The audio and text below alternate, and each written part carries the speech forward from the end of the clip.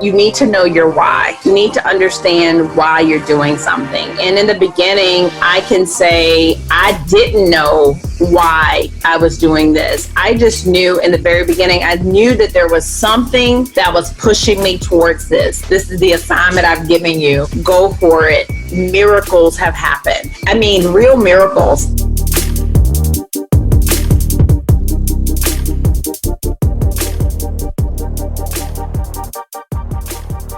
Brandice Daniel is the embodiment of courage. A mission-driven entrepreneur from Memphis, Tennessee, Brandice Daniel's passion for the history of Black fashion led her to create what we now know today as Harlem's Fashion Row.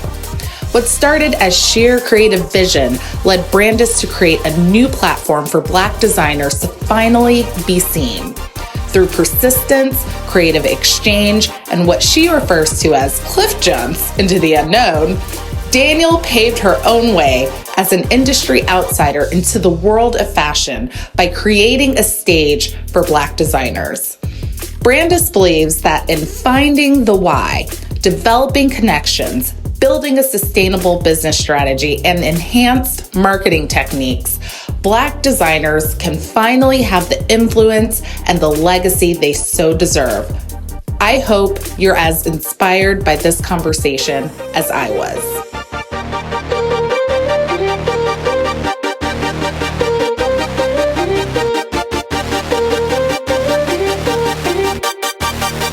Oh my goodness! Hello! How are you?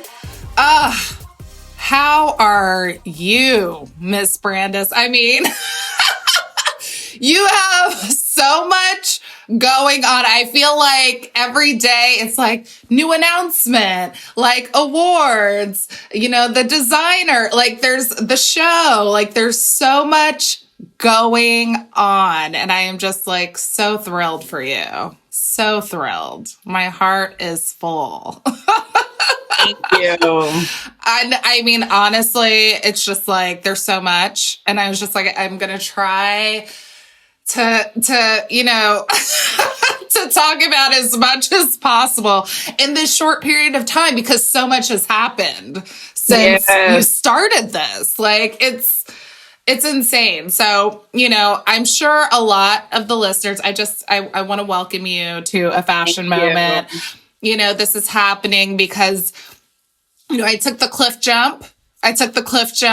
Did your program and did the spot. I was like, okay, I'm just going to do it. I had these babies out here and I had been out of, New York for a while. And I was like, I guess it's just over. And you were like, take the jump, take the leap.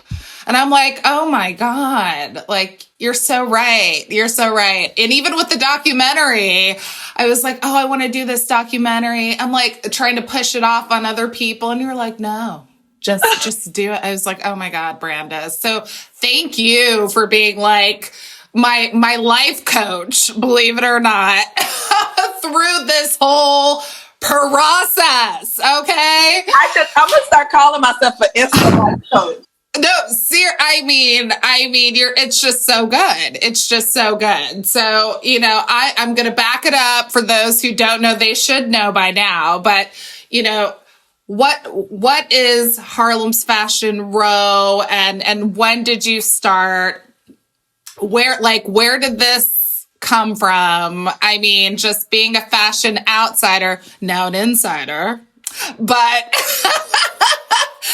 where did this, what is it and where did it come from? Harlem's Fashion Row came from an idea that I had, which was to do a fashion show in Harlem. And it was that simple. I didn't know that it would be what it is right now. It really started as an idea. And it was one of those ideas that you have that you can't really let go of. Like you go to sleep thinking about it. You wake up thinking about it. You're talking about it all day. You're kind of dreaming about it. And that was really my experience with it. And so I knew pretty early on that it was more than a fashion event. I knew that. I just didn't know what it was exactly. And then I was looking around because I have like my notebook from my very first year of Harlem. What?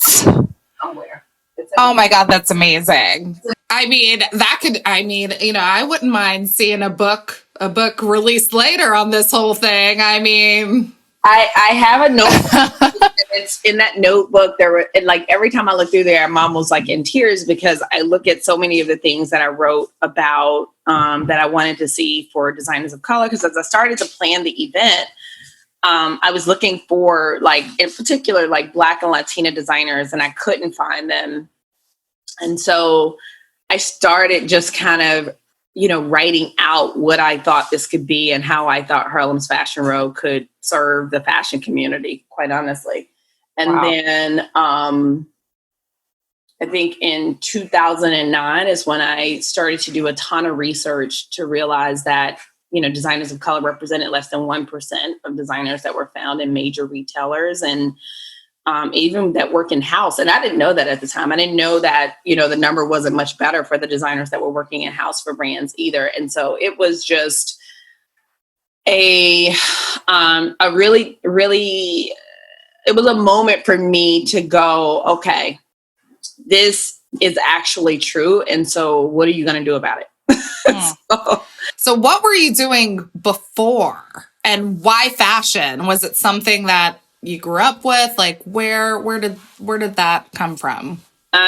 So fashion is something that I've just always loved. I've always been the kid in my family who, wanted the new that was out. Uh-oh. That was with my glue gun and my rhinestones and remaking my shoes and, cared so much about what I looked like from head to toe. I would sketch out my hairstyles. Oh, man. Hairstyles. And I would sketch out dresses that I was going to have my mom make. My aunt was a big part of it. My aunt was the really only person in my family who followed fashion. Wow. The industry. And so I'd go over there and she'd say, okay, I got a new Harper's Bazaar and a new Vogue. And because she knew I would just look through those books and I think she saw something in me. When I looked through the book, it was like I would be transported. And then they didn't have budgets for photo shoot, I don't think, because they were extravagant. They were beautiful. And so it's just been something that was always there. I actually changed my major in college from pre-med to fashion merchandising and worked as a buyer for a little while and then moved to New York and worked in apparel production. So when I started Harlem's Fashion Row, I was working in apparel production. How did your family feel about that change from pre-med to fashion? That was not the easiest conversation. Let's just say that.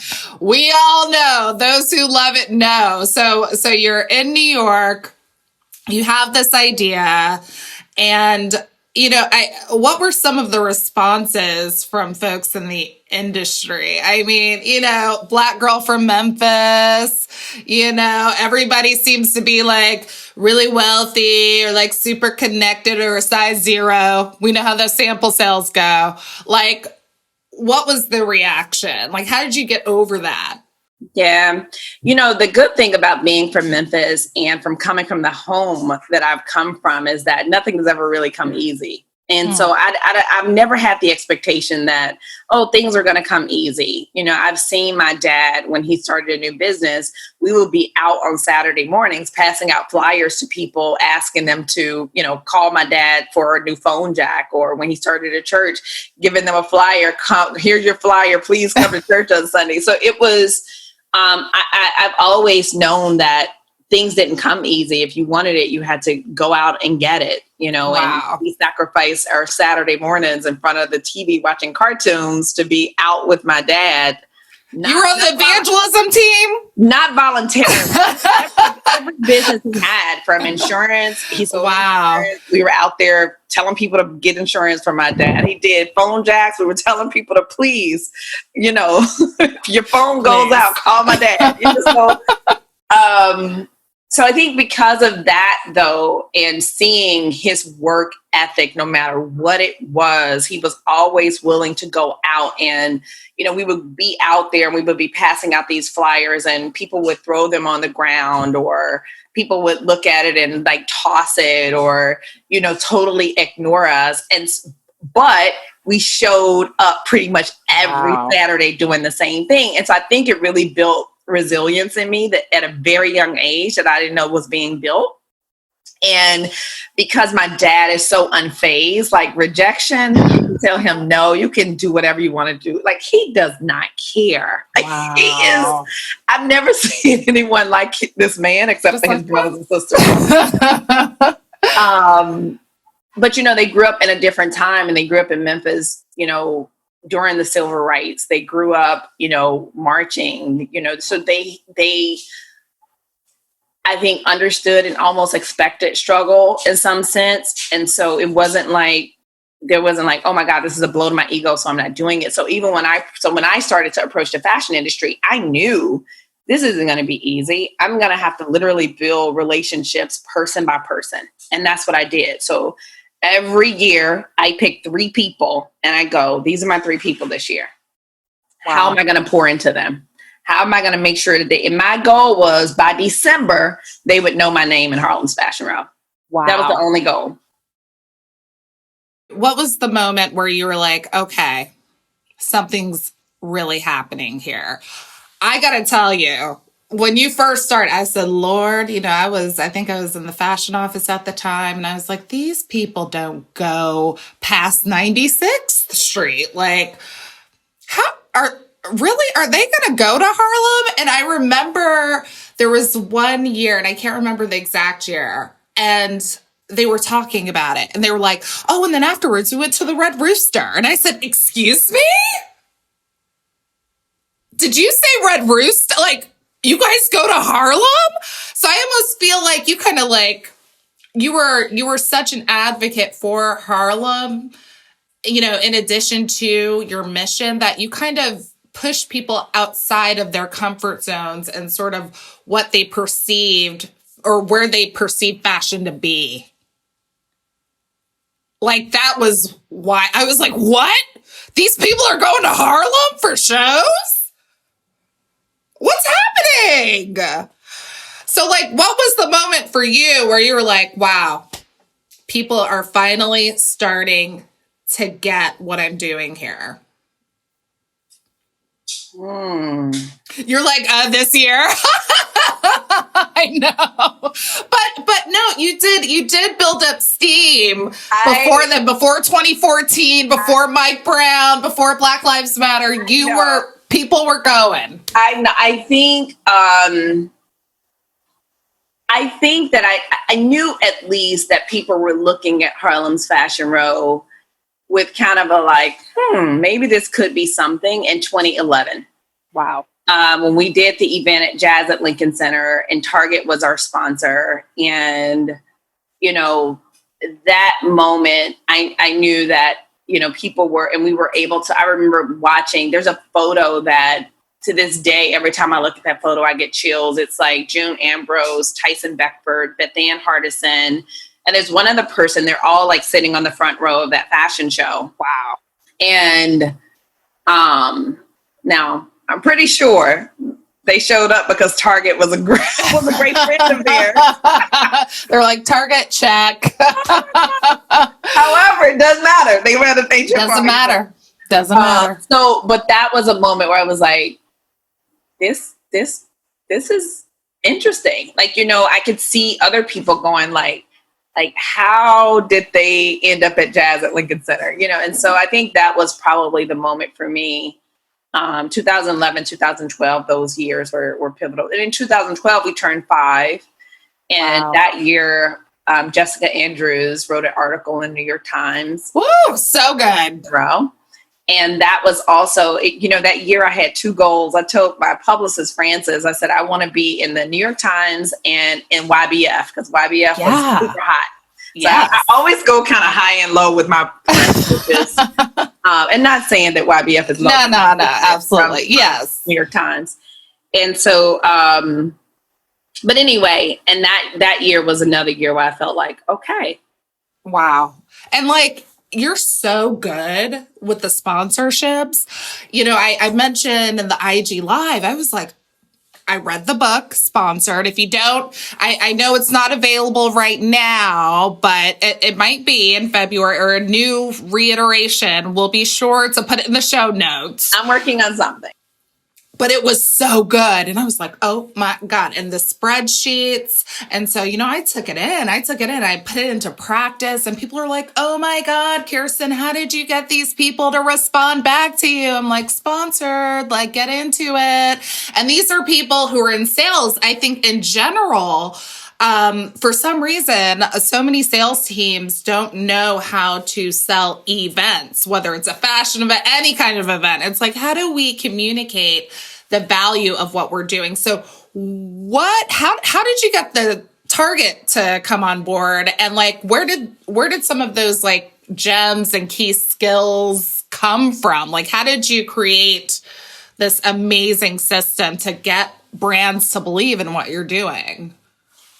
You know, everything I learned was from scratch. It was from making tons and tons of mistakes.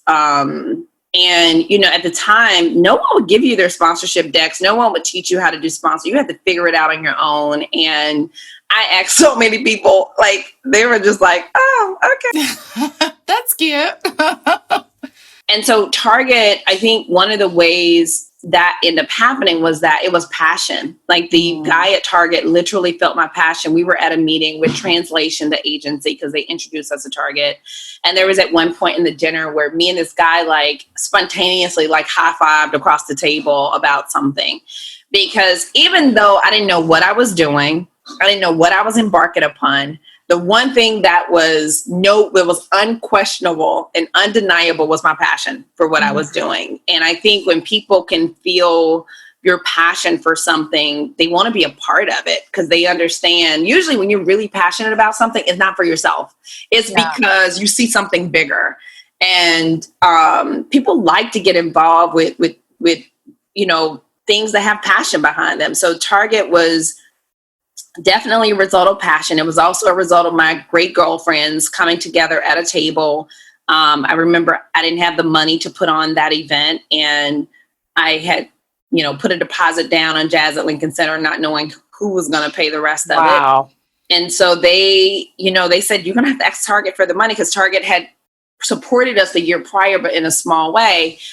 And they literally coached me through what it would take to ask a corporate partner, you know, for bigger dollars than I had ever asked for before.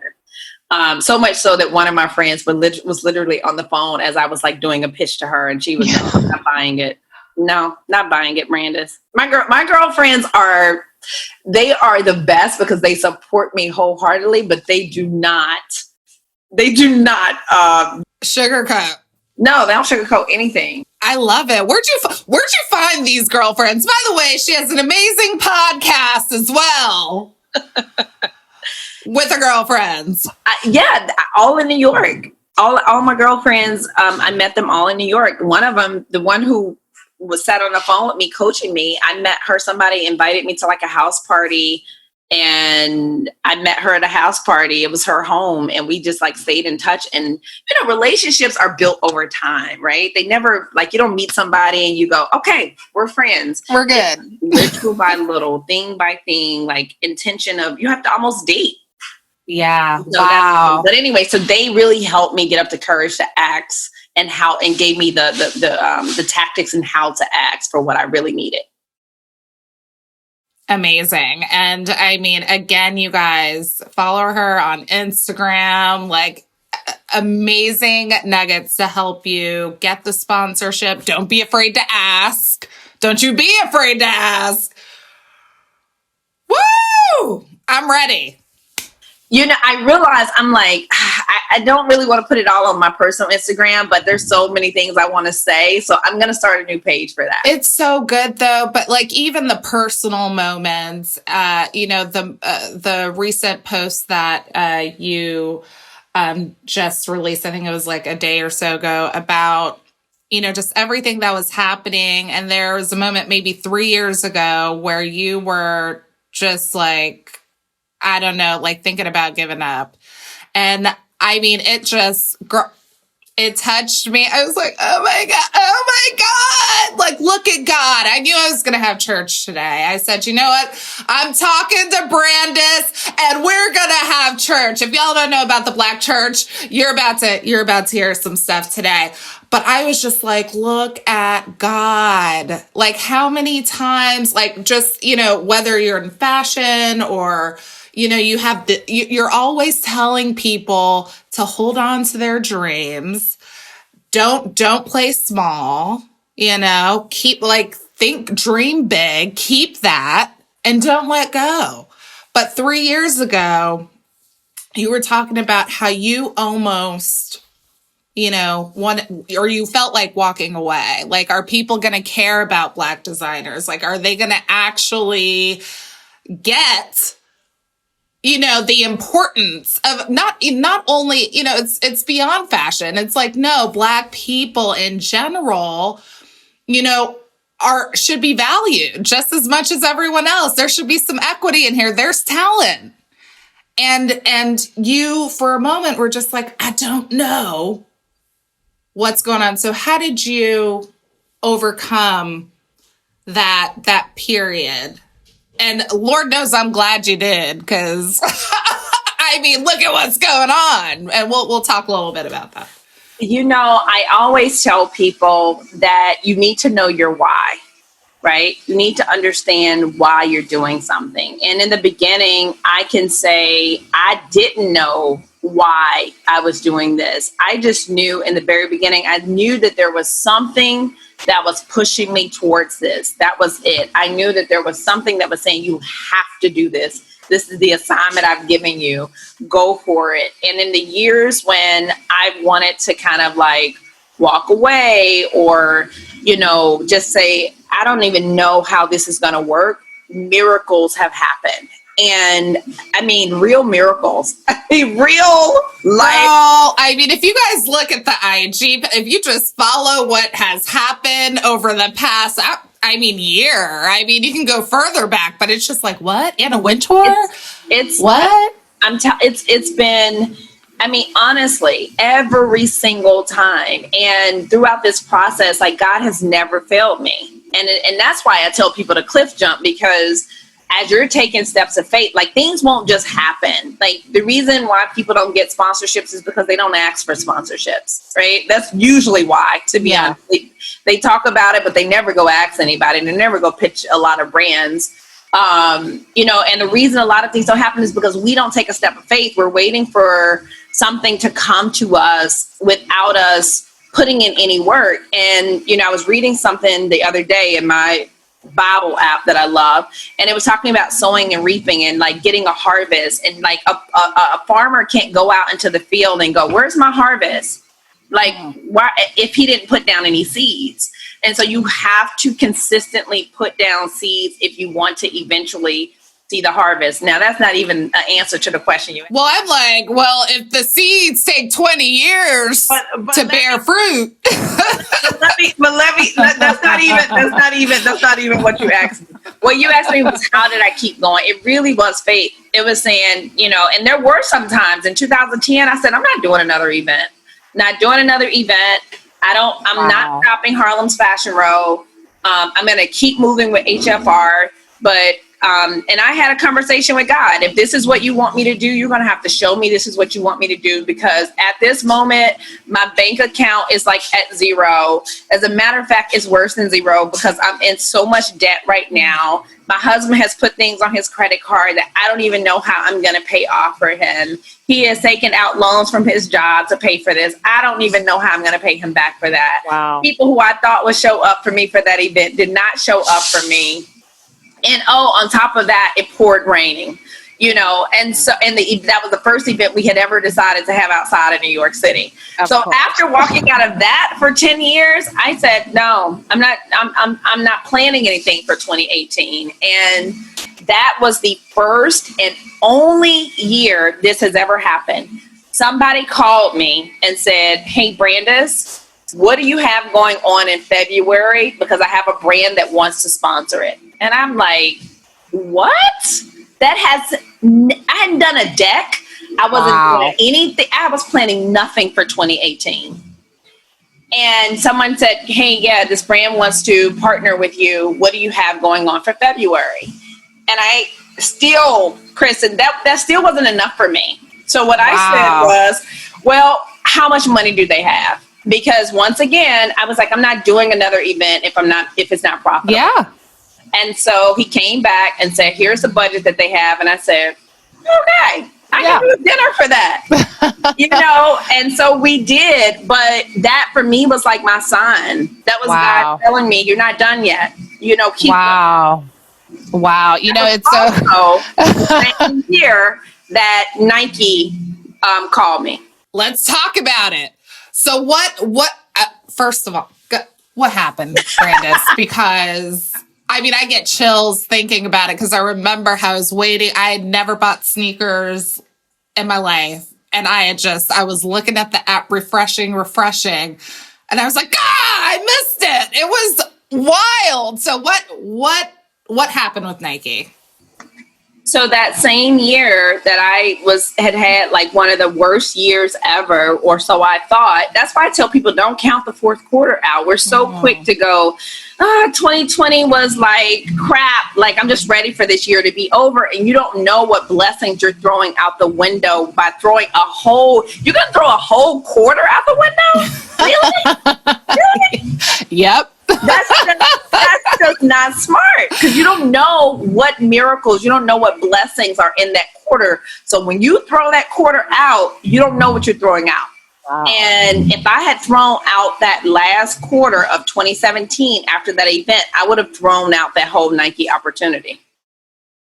And what was that Nike opportunity? It was, we got a chance I got contacted by someone who I had met with years prior, who I loved dearly.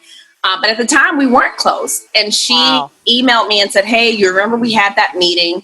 And I told you I had pitched her sponsorship. And she said, Brandice, I don't have anything right now. But if I have something, I'll let you know. And it had been years. And she said, I got something. Remember I told you, I said, if I ever had something for you, I'd let you know. Well, I got something. And we had a call with her, and she told us about this project with this athletic brand, and she was very vague about it, and this like superstar athlete, very vague. And then, I had to sign an NDA agreement. The NDA agreement came through with the swoosh on it. I was like, wait, what? This is Nike? And literally the next day I was on the phone with the brand manager for LeBron James. And Kirsten, it was so, I kept saying, is she a brand? Is this really, am I really talking to somebody at Nike? Wow. It was so crazy. And that first call we had, as she was telling me about, LeBron James saying that Black women were the strongest. And when she and I were talking, like I could feel the butterflies. Like I was tearing up as I was speaking to her because I felt like that conversation was like the birth of something special. And I even said it to her. Normally I can be a little buttoned up on corporate calls, but I was like, I just have to say I have butterflies right now. Yeah. I don't know what this is, but there's something really special here.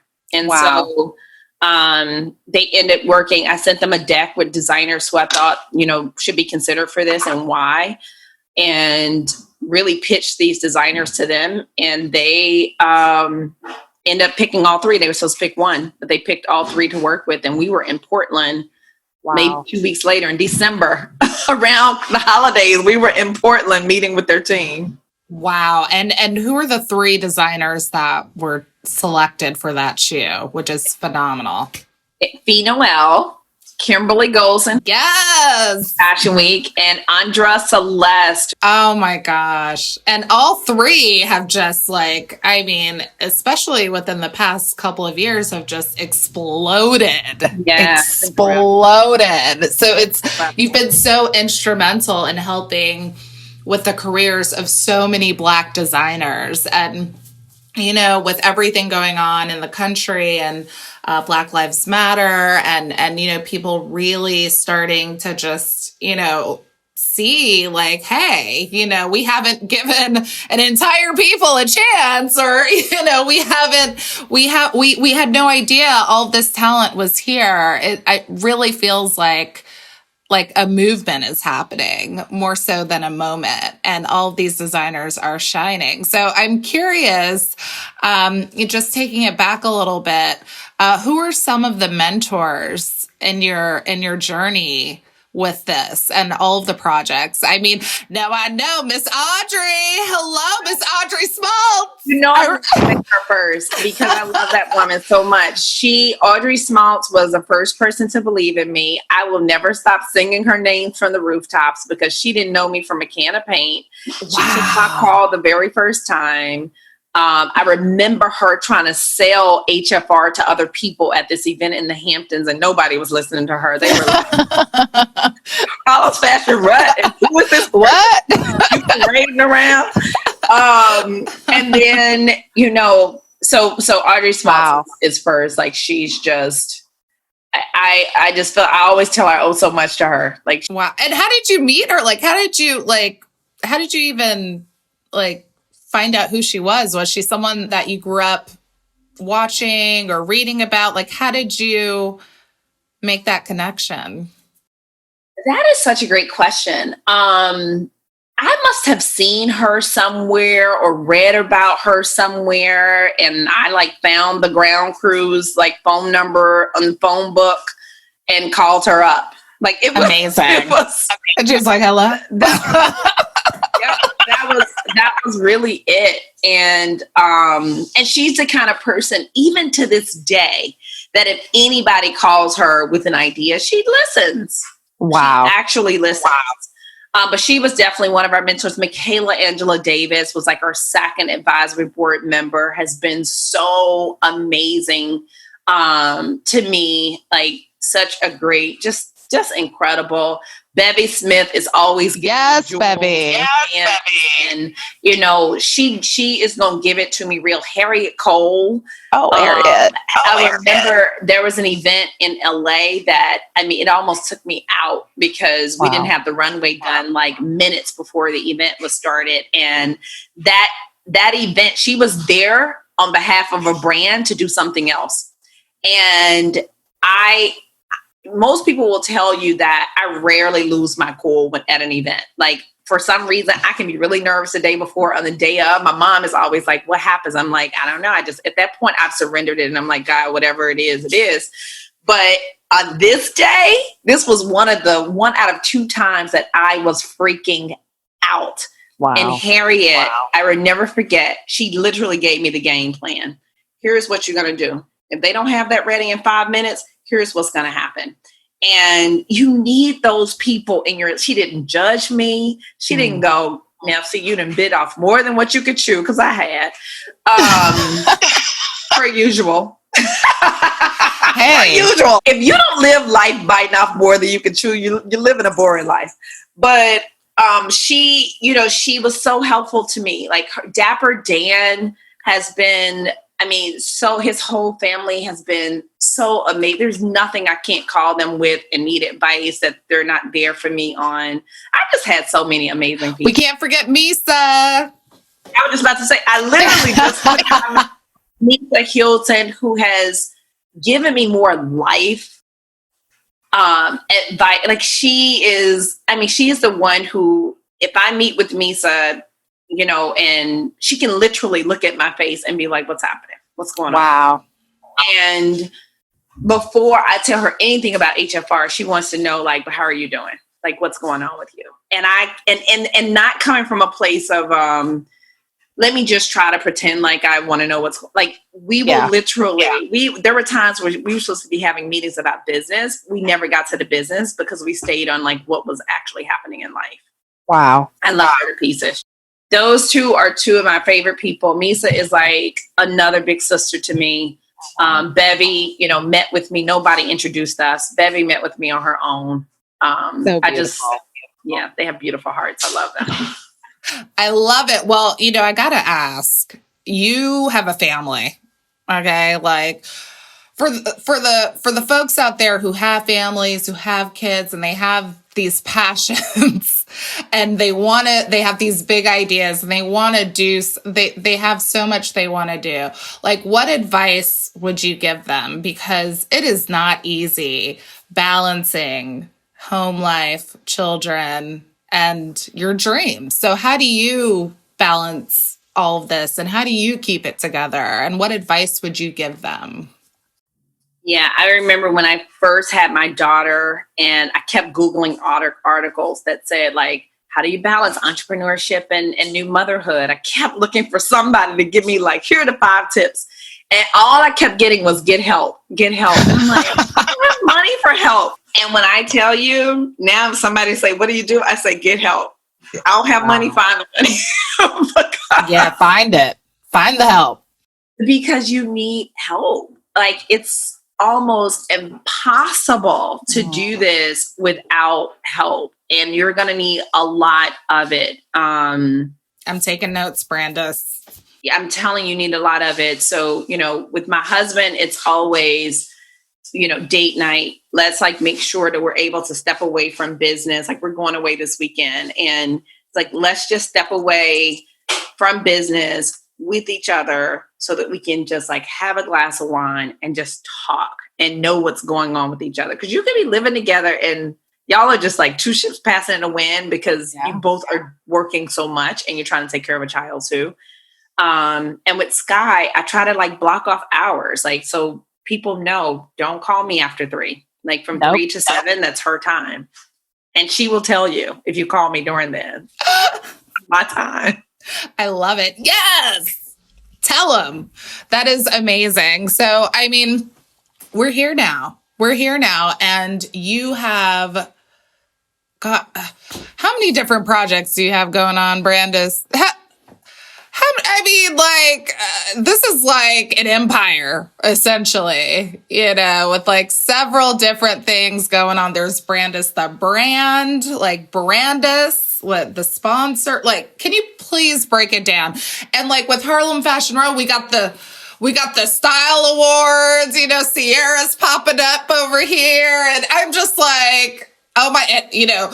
Edward shows up. Anna, is doing intros. By the way, loved seeing your face in Vogue. I said, well, excuse me, well deserved, a million years later. I'm so glad that you finally have your moment, and people are like, oh my God, this girl is changing the culture. It's beyond just fashion. It's the culture. This is changing the way we look at fashion. So I'm curious.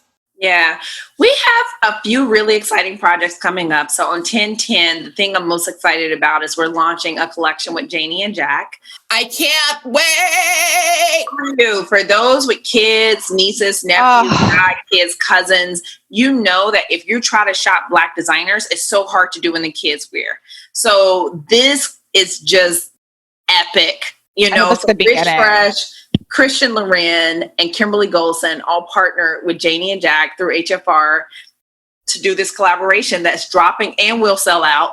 So if you want, you better get it. It won't be around long. By the time this airs, it'll probably be gone. And I hope there's 5 new collections. I just hope they just keep it going because I'm going to need more looks, Brandice. We're planning on selling this thing out. And then, so that's happening on 10/10. And then we have a designer tech summit that's happening at the end of October that we're doing with Gap Inc.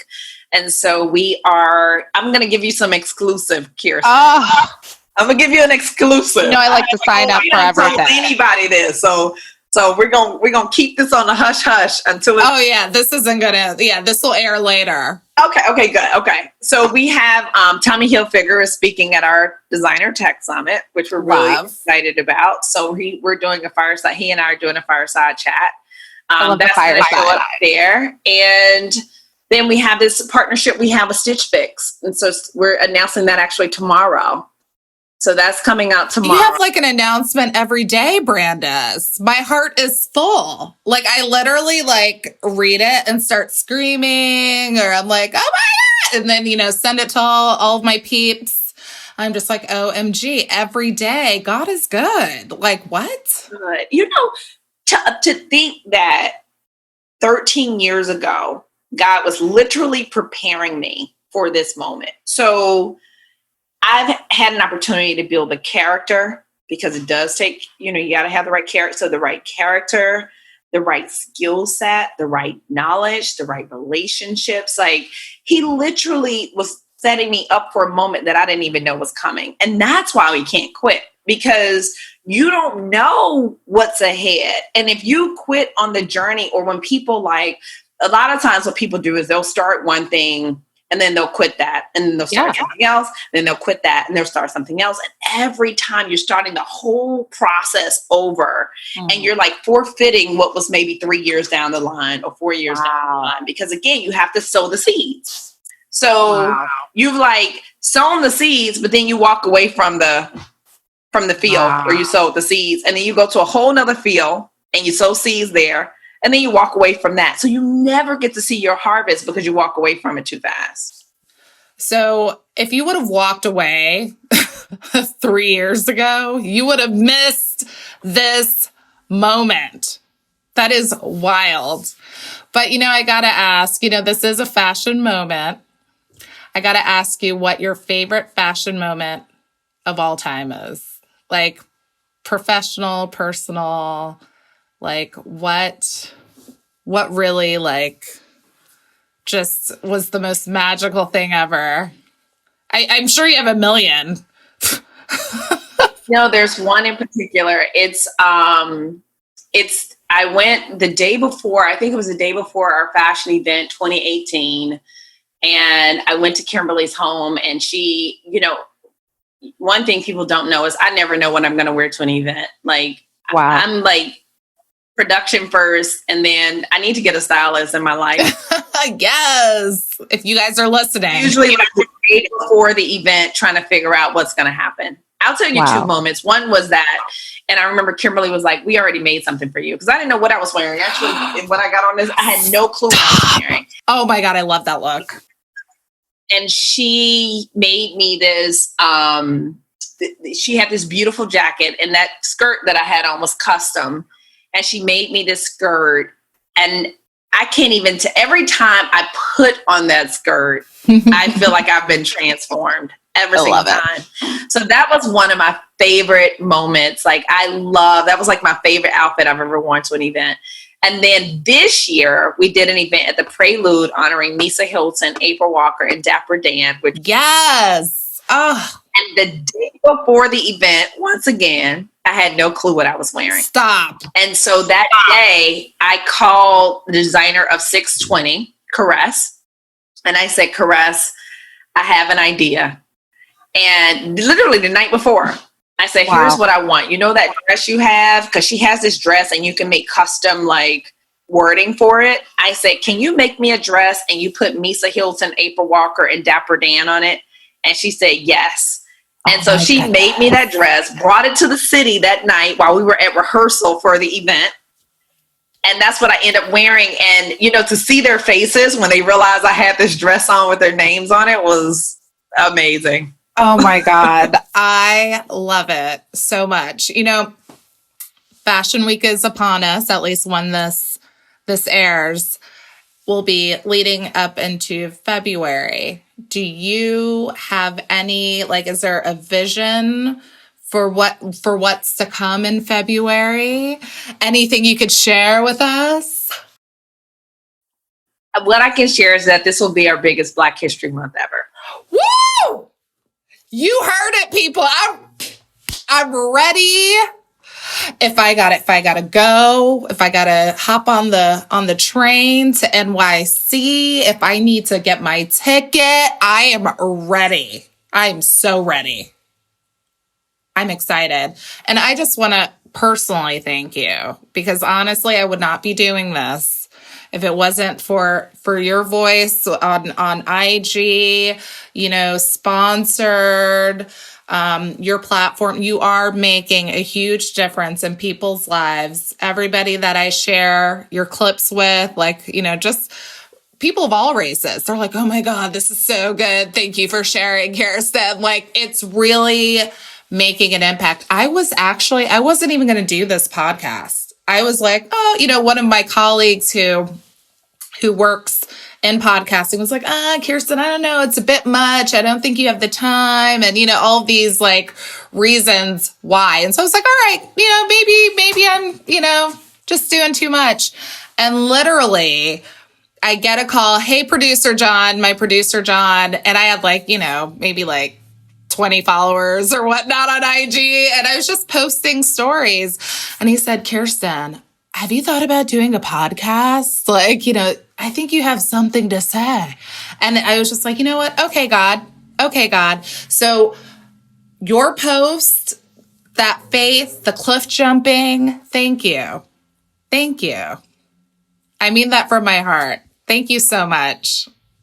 I appreciate that. I try to be so intentional with my posts because I remember when I was going through some of the darkest moments in my life, I kept trying to find somebody who was telling the truth about entrepreneurship. And I was thinking, well, maybe I'm just the only one going through this because everyone else makes it look so good and no one else tells a thing about when they didn't have money or when they couldn't afford this or when they had put things on their credit card they couldn't pay back or, and so I just was thinking, well, maybe it's just me, and I knew that couldn't be true, but I couldn't find anyone telling the truth. And so I was like, whenever I do anything, I am committed to telling the whole story, because if I only show, I just got this, I just got that, without sharing like the real truth and the real story, it just does a disservice to everyone who's like trying to figure it out, and trying to, and who are on their paths and might be where I was 5 years ago. I mean, I'm still figuring things out too, but I refuse to be another person on Instagram posting pretty pictures. Thank you, Brandice. Thank you so much for coming on the show. I mean, thank you. Thank you.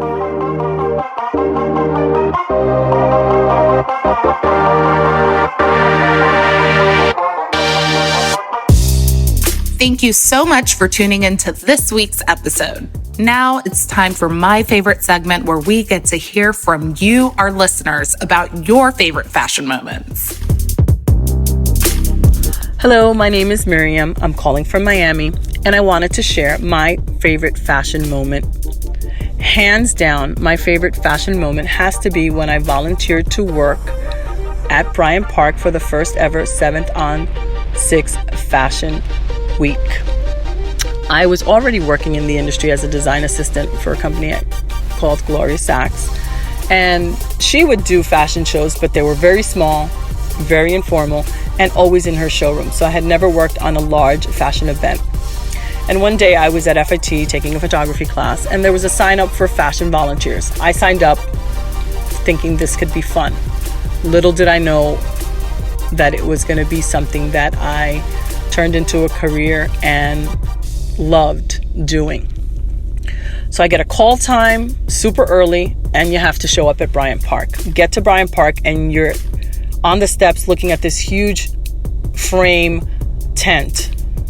And I think, okay, I'm not really sure what to expect, but this is going to be fun. And it was awesome. You walk into the venue, and there's people everywhere. There's people putting together the frame. There's people working on lights. There's people working on the runway.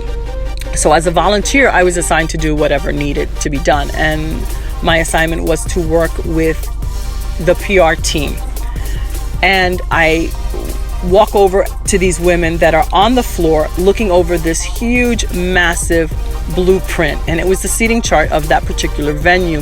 And there were little yellow tabs with people's names on them. And they were discussing who needed to move, who was coming, why that person needed to move back a row. And I would stand there waiting for them to decide who needed to be seated where, and they would hand over a large index card that I would run over to a certain section, a certain row, and put the index card on the back of the chair. And I would do this back and forth for a few hours. But at the same time, there was a fashion show coordinator on the stage with the models discussing where they needed to stop. There was music blaring in the background, stopping and queuing up. There was lights on and off. It was just this amazing orchestrated event before the event. So hours go by and finally celebrities are coming in, editors are coming in, famous people are coming in, and I'm going, wow, this is really huge. I was telling people, you sit in this section, your seat is over here. And it was great. So everyone is seated, everyone is ready for the show to start. Lights go down, music starts to queue up, the lights queue up, and the first model hits the runway. And I tell you, it was the best moment that I had ever had. I knew that I was in the right place and this was the industry that I needed to continue to be in. And I am still in awe of what happened that day, and that I returned season after season to help with the shows because it was a fabulous experience. Everyone I worked with was on the same page. Everyone was working towards the end goal of producing a fabulous fashion show. And I think the bonus was that I came away with a Fashion Week family, that every February, every September, we saw each other and we worked crazy hours, long hours, but we loved what we did and we worked well together. Thank you for allowing me to share my favorite fashion moment.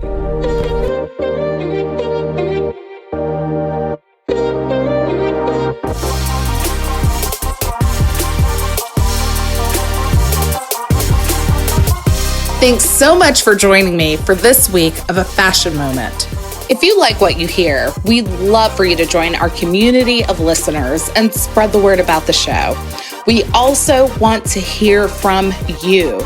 Share your favorite fashion moments and dream guests with us by sending an audio clip or email to afashionmomentpodcast@gmail.com.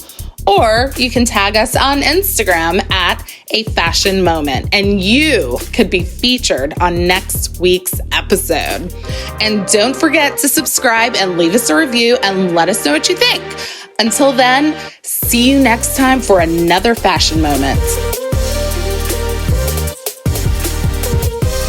Podcast production by Rebecca Rashid and John Taylor Williams. Digital media production by Megan Porras. This recording carries a Creative Commons 4.0 international license. Thanks to Patrick Patricios for their song, Hot Coffee.